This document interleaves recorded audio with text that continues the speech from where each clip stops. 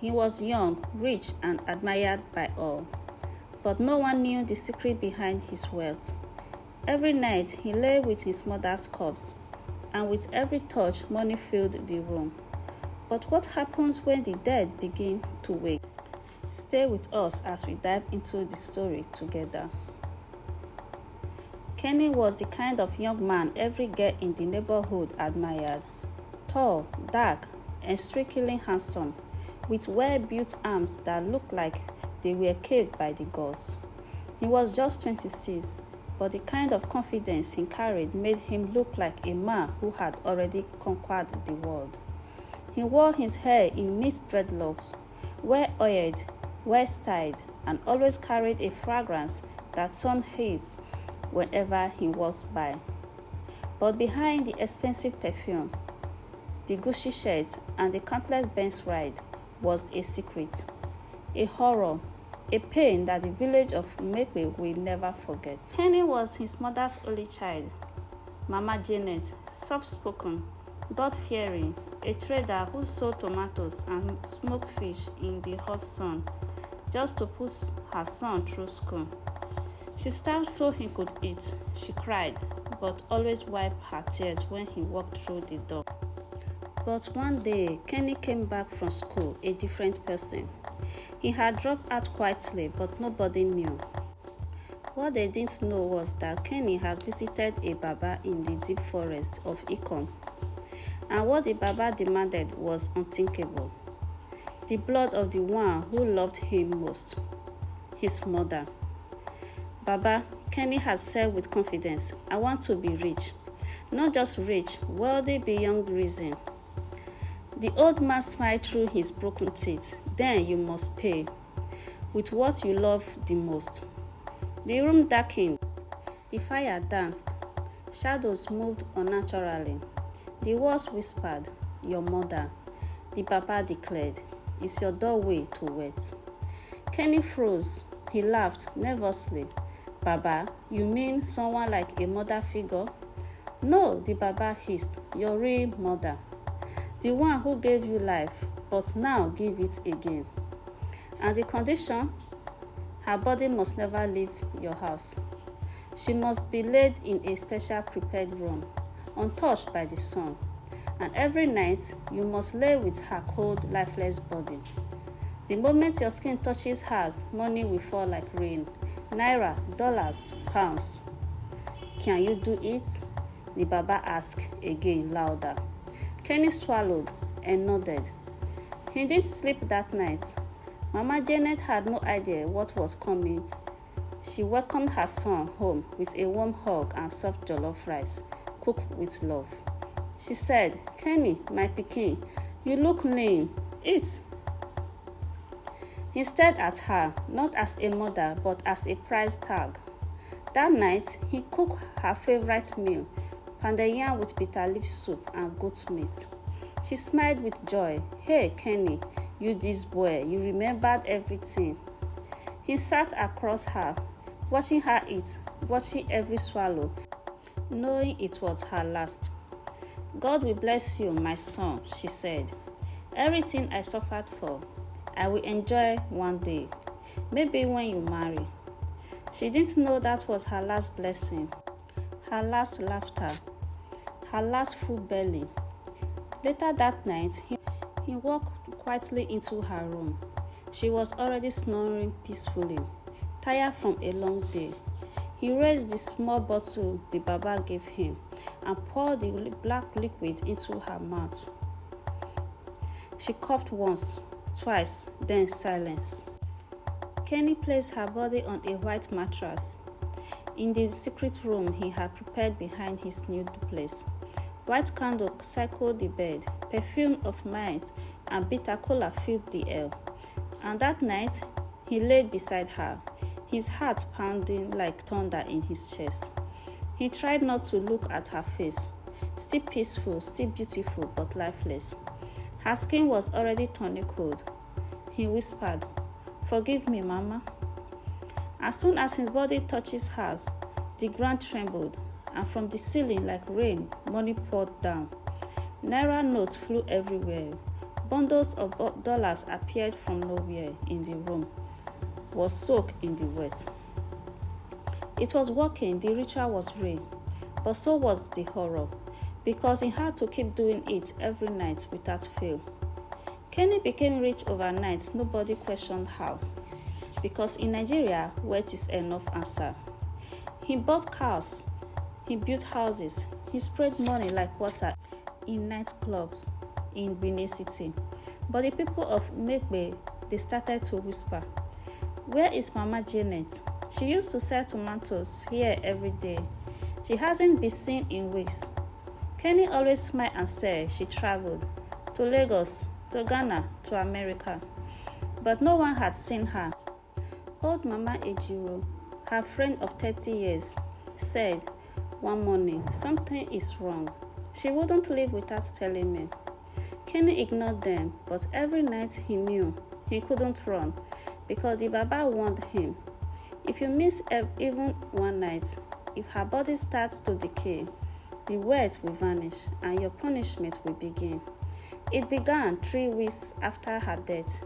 The first dream was faint.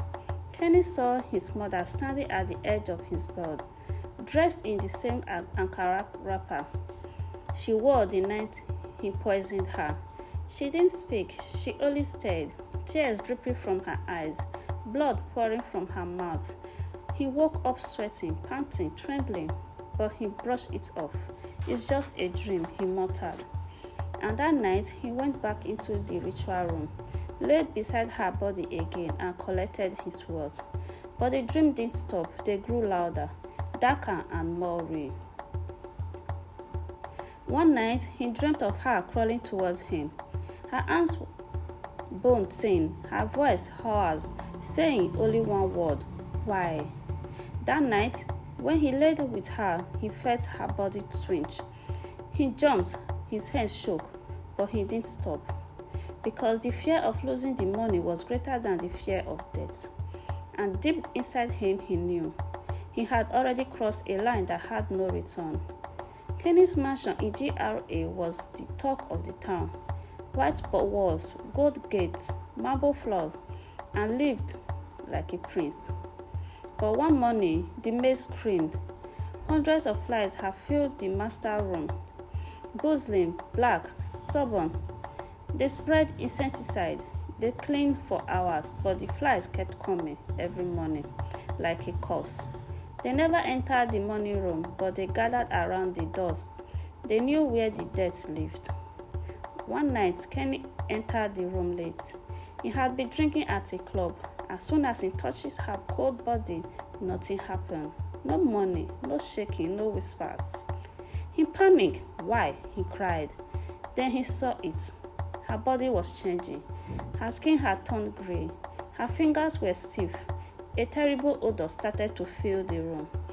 Kenny knew what it meant. The body was beginning to decay. And if it decayed completely, the Baba's warning would come to pass. Desperate to keep her body fresh, Kenny returned to the forest shrine. The Baba stared at him with hollow eyes. "You let time pass," he hissed. "Now the spirit is angry." "I need to preserve her," Kenny begged. "I will pay anything." The Baba handed him a small black calabash filled with red powder. "Rub this on her skin every night," he said, and whispered her name 3 times. Kenny rushed back home that night. He opened the calabash. The smell hit him first, rotten blood mixed with incense. He rubbed it on her arms, her face, her feet. He whispered her name, "Janet, Janet, Janet." The walls trembled. The ceiling cracked. Blood began to seep from the corners of the room, dripping like tears down the white walls. He screamed, but the money returned. The sacrifice was accepted.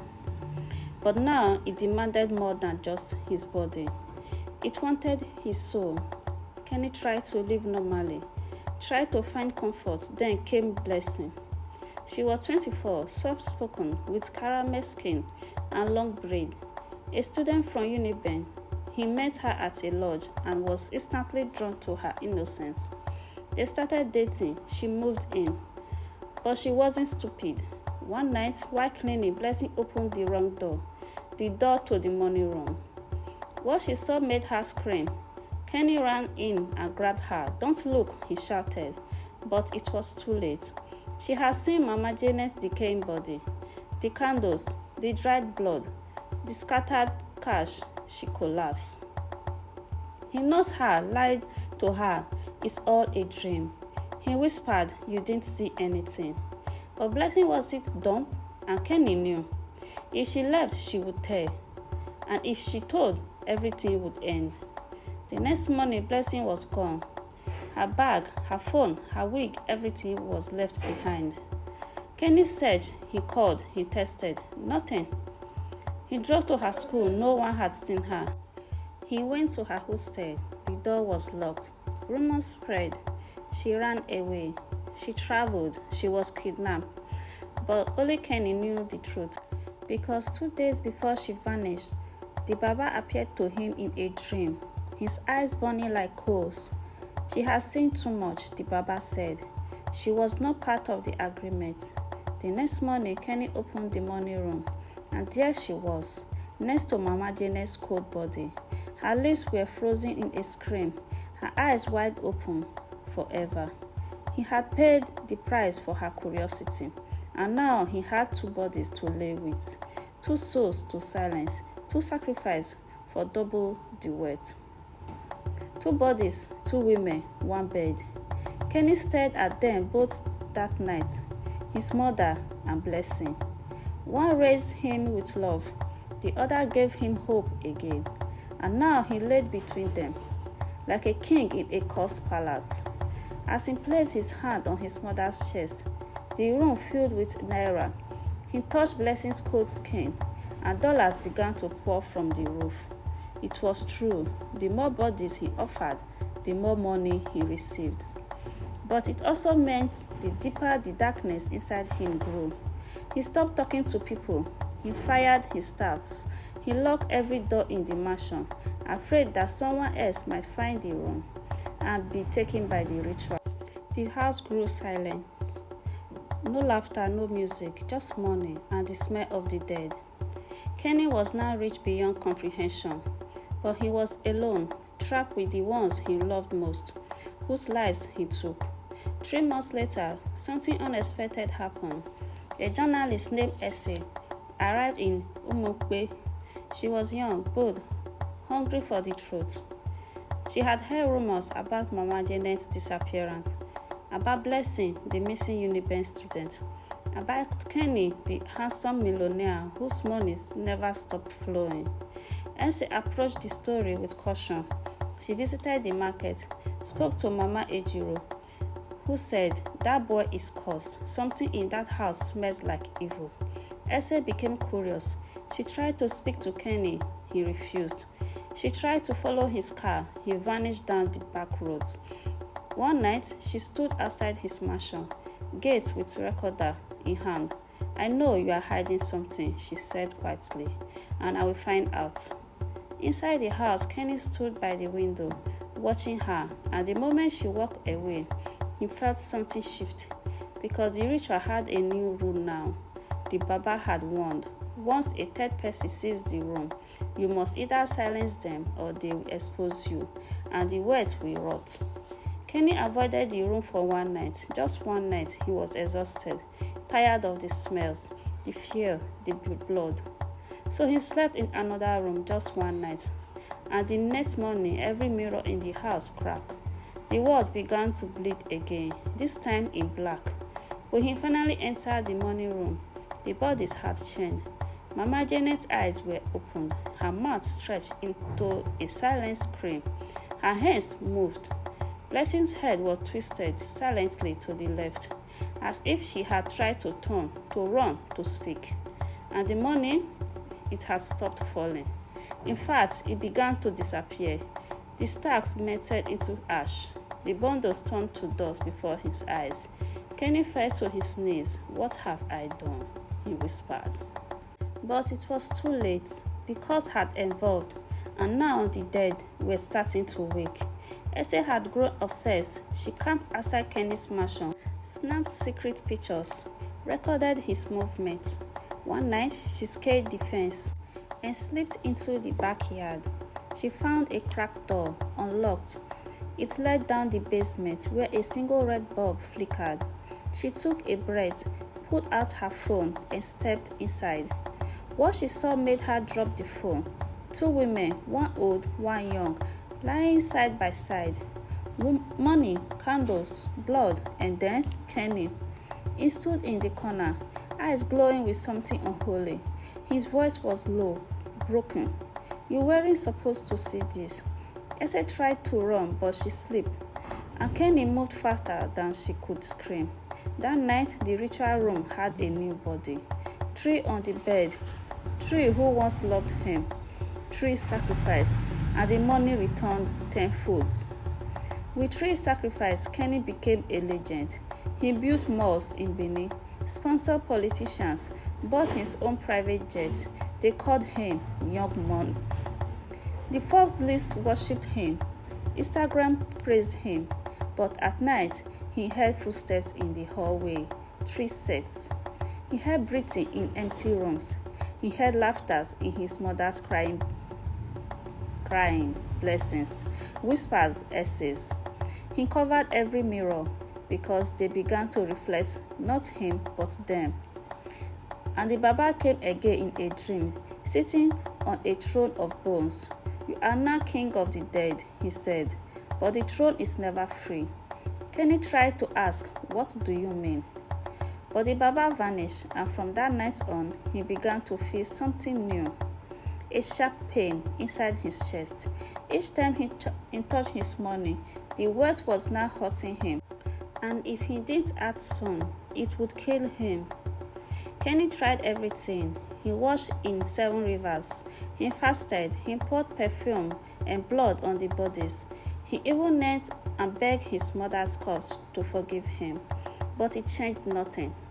Now, every time money appeared, his bones would ache. His veins burned like fire. He would bleed from his nose, cough violently, see shadows crawl up the walls. One morning, he opened his eyes, and half of his face was swollen. Another night, he saw worms crawling across his bed. The Baba had warned, "There will come a time when your body will no longer handle the sacrifice, and the ones you kill will begin to collect their revenge in pieces." He didn't tell anyone. Who would believe him? He had everything: cars, jets, clothes, women, but his soul, it was already bankrupt. Kenny drove deep into the forest again. He fell before the Baba, covered in bruises and fear. "Please let me end it," he cried. "I will give it up, the houses, the money, everything." But the Baba only smiled. "You can't end what you started with blood." Kenny shouted. "I was desperate. I didn't know it would come to this." The Baba rose from his mat, eyes turning white, voice turning thunder. "You knew, you chose, and now you must complete the cycle." Kenny asked, "What was the final cycle?" The Baba handed him a mirror, and inside it Kenny saw himself, but not as he was. He was pale, rotten, his own face twisted in agony. "The day you took a thought," the Baba whispered, "you will become what you worship, a body that must be laid with forever." She came one Sunday evening, lost, hungry. Her name was Hope, a 12-year-old girl from Warri who ran away from an abusive uncle. Kenny met her near a petrol station. He bought her food, gave her shelter, and for the first time in years, he felt something human. Hope reminded him of innocence. She reminded him of the little boy his mother once raised. But that night, the Baba came in a dream again. "You have found your final sacrifice." "No," Kenny screamed. "She's a child." But the mirror appeared again, and this time he saw the mansion fall. His flesh melt, his bones break. If he didn't offer the fourth, everything he owned would burn.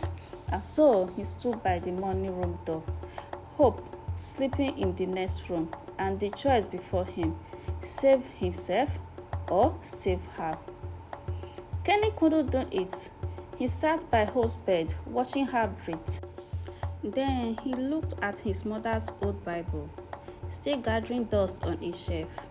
He took it. He walked into the morning room, looked at Mama Janet, Blessing, Essay, and he wept. "I'm sorry," he whispered.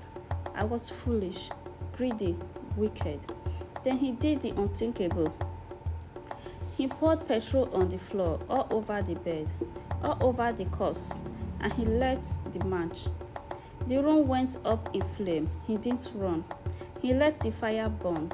Let the pain consume him. Let the darkness close him. But in that moment, he saw her, his mother. She was smiling, this time without tears, and she whispered, "I forgive you." They found his body 3 days later, charred beyond recognition, alongside the remaining of 3 women, and millions in cash turned to ash.